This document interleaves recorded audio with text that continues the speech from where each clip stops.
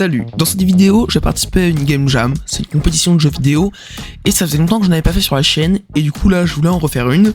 Problème c'est que la première game jam à laquelle je voulais participer, on nous a pas annoncé le thème, du coup j'ai changé de game jam, mais ça revient au même. Sinon, cette vidéo sera moins en voix off comme mes autres vidéos, ça sera plutôt une vidéo où je vous explique ce que je fais en direct, vu que ça se fait, la game jam se fait sur 72 heures. J'espère que la vidéo va vous plaire, et sur ce, c'est parti.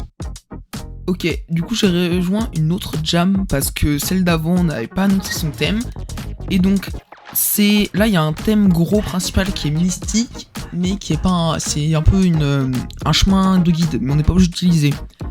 La vraie contrainte, c'est, je l'ai vu sur leur serveur Discord, c'est constante escalade, donc faut toujours être en train de monter. Donc je vous propose tout de suite de faire ça. Bon, pour mon jeu, j'ai une idée assez simple.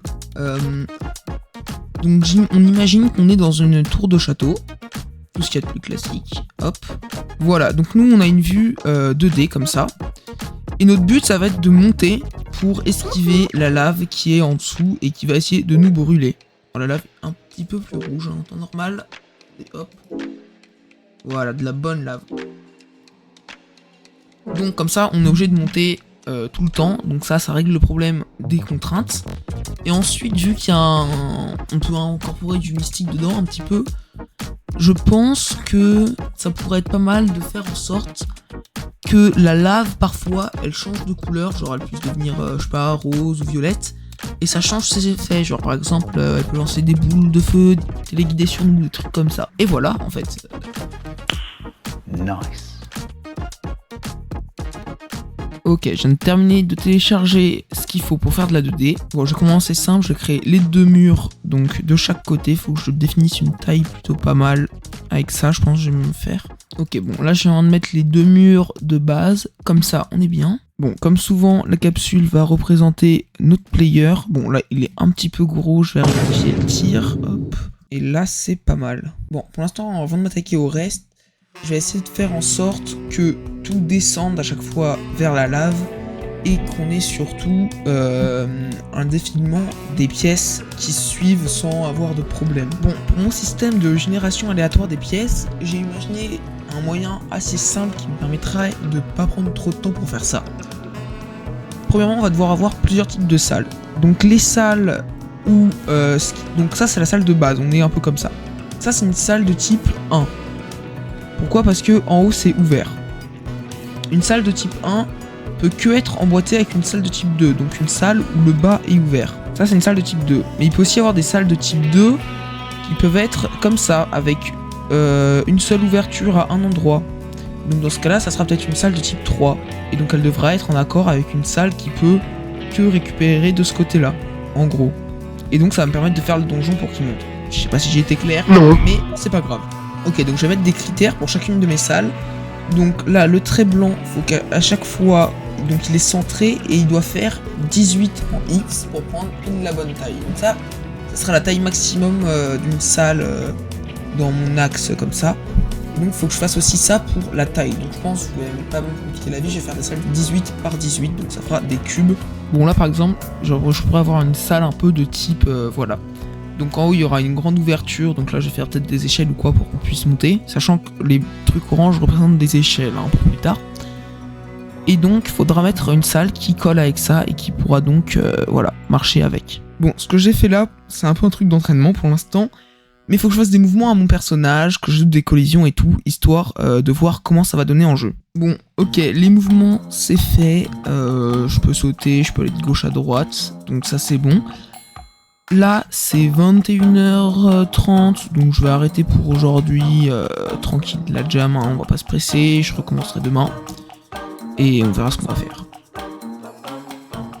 Ok, c'est 7h30, donc pour rappel, on avait fait les mouvements hier. Et du coup, là, je vais faire en sorte que la plateforme descende pour vérifier que les mouvements marchent, même avec le fait que la plateforme descende. Ok, c'est bon. Donc le principe de descente marche. J'ai plus qu'à faire en sorte que la succession des différentes parties se fasse bien, et ce sera parfait. Bon, je viens tout juste de découvrir un bug.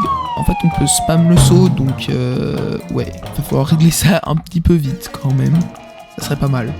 Bon, le problème est réglé, j'ai juste rajouté dans mon code une partie avec une variable pour le jump qui s'active quand on est en collision avec quelque chose et qui s'enlève. Bon, par contre, ça nous risque de pouvoir faire des wall jump, mais on verra après. Ok, donc comme vous voyez, j'ai créé plusieurs types pour les salles que je vais faire. Donc je l'avais expliqué avant, mais c'était un peu pas clair. Mais en gros, chaque salle aura une entrée sur le bas, donc là par exemple c'est une entrée milieu. Une entrée milieu peut que aller avec une sortie, donc là c'est le haut en gros d'une partie, avec une sortie milieu pour que ça s'aligne. Mais par contre, lui, il peut être entrée milieu, mais il peut être sorti des deux côtés. Et dans ce cas-là, s'il est sorti des deux côtés, ça veut dire que le prochain devra avoir une entrée des deux côtés. Ok, j'ai configuré chacune des salles avec la salle qui va la suivre. Et donc, je vous propose tout de suite de vous faire un petit timelapse de la scène, voir si ça s'enchaîne bien.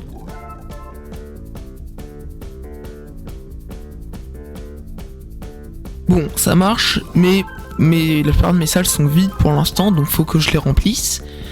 Et je pense que je vais d'abord faire des textures parce que je veux que mon jeu soit un peu plus joli. Et après, je verrai pour faire un peu tout ça.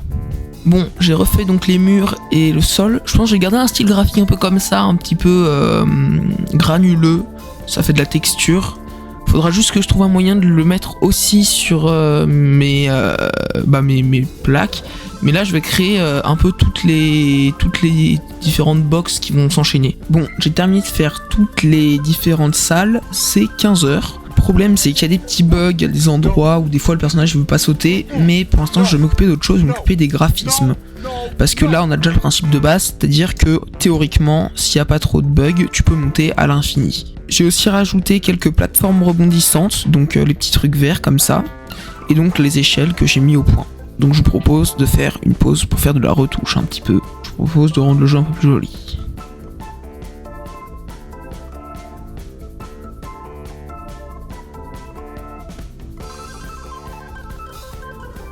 Bon, comme vous voyez, j'ai bien taffé. Là, c'est 21h. J'ai fait... C'était super chiant.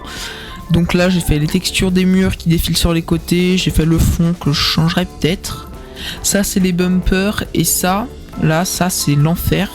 En gros, c'est ma texture pour les murets de chacune des salles. Donc chacune des salles, j'ai dû faire tous les murets... un par un, en gros à chaque fois c'est une texture que je pose dessus machin, mais ça va, je suis quand même content du résultat, ça rend pas trop mal. Bon là du coup je vais arrêter vu que c'est 21h, mais va falloir que je règle des petits problèmes demain. Par exemple ici c'est la galère parce que pour sauter on se tape là et c'est quasiment impossible, et il y a des problèmes comme ça. Ou encore par exemple on peut sauter sur les murs, ou des fois ça veut pas sauter, donc c'est des petits bugs un peu chiants ou des petits problèmes au niveau du game design, et donc faut que je règle ça si je veux que mon jeu soit jouable. Et du coup si on a le temps aussi demain, bah va falloir essayer de faire les trucs comme je disais avec la lave qui change de couleur et tout. Ok, donc là je vais commencer directement par régler tous les petits problèmes comme je vous disais. Alors le problème du fait que des fois ça veuille pas sauter, je sais pas comment je vais le régler, mais les petits problèmes au niveau des jumps, ça je vais m'en occuper. Ok, je viens de tester mon jeu, donc là c'est cool parce que les graphismes, bon ça va quoi, et surtout on peut continuer à l'infini, ça marche, et c'est plutôt cool. Problème c'est qu'une fois que tu as compris un peu les patterns, c'est un peu simple, donc c'est le moment de rajouter un petit peu de difficulté. Donc j'ai pensé à deux choses, comme je vous ai dit, la lave et tout, mais avant je vais faire un truc qui fait que je sais pas, peut-être au bout de 5 étages, la lave va un peu plus vite. Bon alors bien sûr il y aura un seuil parce qu'à un moment ton player peut pas aller à l'infini, infiniment vite. Donc voilà, mais je vais faire en sorte que la lave, le défilement accélère un petit peu quoi, avec le temps. Ok, donc là c'est bon, ça marche, le fait que ça descende de plus en plus vite. En gros j'ai fait un script là, timer, et du coup ce qu'il fait donc c'est qu'il accélère la vitesse. Toutes les 30 secondes il fait plus 0,5 à la vitesse de chute des objets. Et donc en gros c'est un script qui détecte, qui cherche tous les objets qui ont le script box, et une fois qu'ils les ont trouvés, et ils font plus 1, ils font en sorte que la variable down, donc qui est la variable qui gère la chute de mes objets, elle soit égale à down speed. Et donc down speed, toutes les 30 secondes, on le fait plus 1. Et bien sûr, j'ai mis un moment où ça s'arrête parce que sinon, ça serait impossible. Donc normalement, ça s'arrête à 1 de down speed. Voilà, là, normalement, on est au max. Ok, je pense, pour l'instant, ça va être pas mal. Là, vu que c'est bientôt midi, en vrai. Donc là, je vais vous montrer un petit peu les trucs avec la lave que j'ai fait. Mais il faut que je fasse le sprite de mon perso, ça va être important parce que bah quand même c'est mon personnage quoi. Donc vous allez voir, c'est des coulées de lave en gros qui montent et qui redescendent, classique, voilà comme ça. Et donc il y en a plusieurs qui aléatoirement montent et descendent à un moment. Donc elles sont toutes là.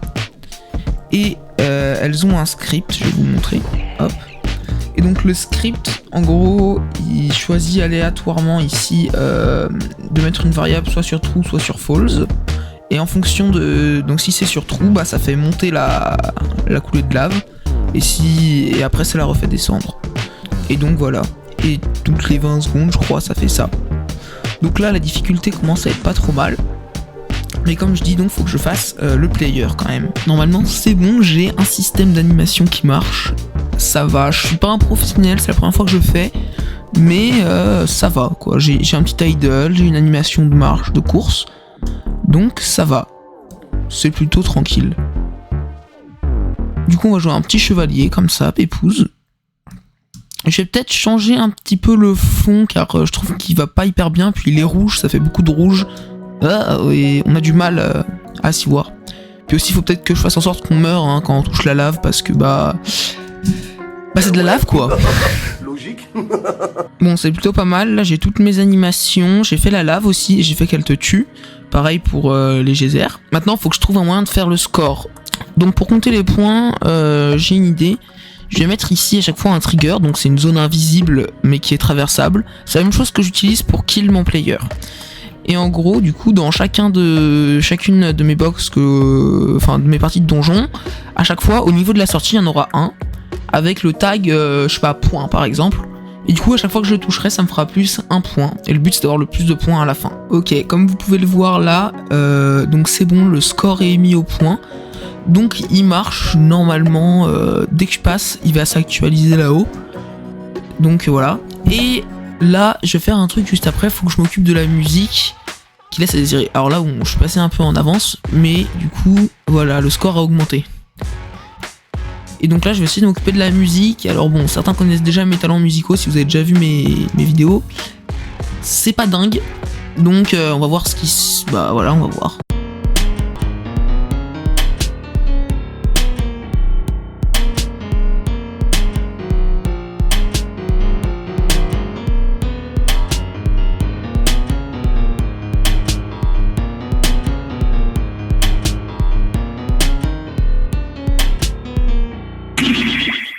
Bon, la musique, le score, tout ça c'est fait. Là, je sais pas trop ce que je vais pouvoir ajouter pour l'instant au niveau gameplay.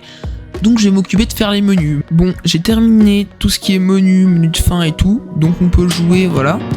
Et donc je vais mourir directement. Et donc à la fin, on a notre score. On peut replay. On peut aussi retourner au menu. Là-haut du coup, notre score. Et il est que 17h. Donc je vais voir. Je vais réfléchir si je peux faire quelques autres optimisations ou trucs un peu sympas pour améliorer le gameplay. Bon, ok, là je viens de régler plein de petits bugs parce que je viens de faire tester à des potes mon jeu.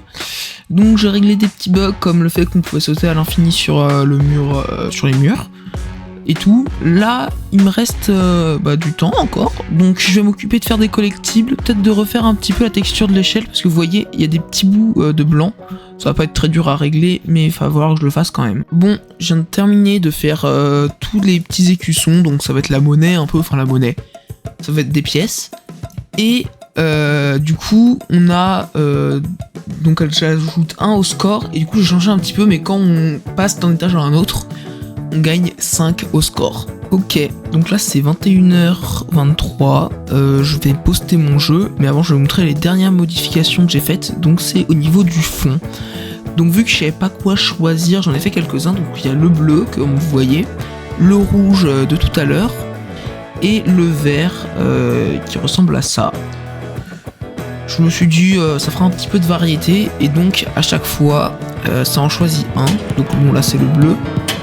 Mais par exemple, je vais vous montrer, on meurt, on respawn, ça peut être le rouge par exemple, mais ça peut aussi être le vert, alors je sais pas si on l'aura. Ah bah si, voilà, par exemple. Et donc, les petits écussons aussi, voilà. Ok, c'est terminé. Le lien du jeu est en description. Juste petit conseil pour ceux qui y joueraient, si par exemple des fois vous n'arrivez pas à sauter, collez-vous contre un mur ou quoi et spammez la touche espace. Et pour monter les échelles, appuyez sur la flèche du haut, ça vous fait monter plus vite. Ouais, il y a des petits bugs, mais vous inquiétez pas, le jeu est sympa une fois qu'on comprend. Sur ce, j'espère que la vidéo vous a plu, et ciao!